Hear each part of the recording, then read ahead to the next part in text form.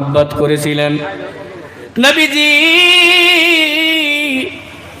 ডাক দিয়ে বললেন, আবু বকর, আল্লাহ আমাকে হুকুম করেছে আবু বকর, এই পৃথিবীর জমিনের মধ্যে মক্কা ছেড়ে মদিনায় আমি তোমার সঙ্গে মদিনায় হিজরত করব।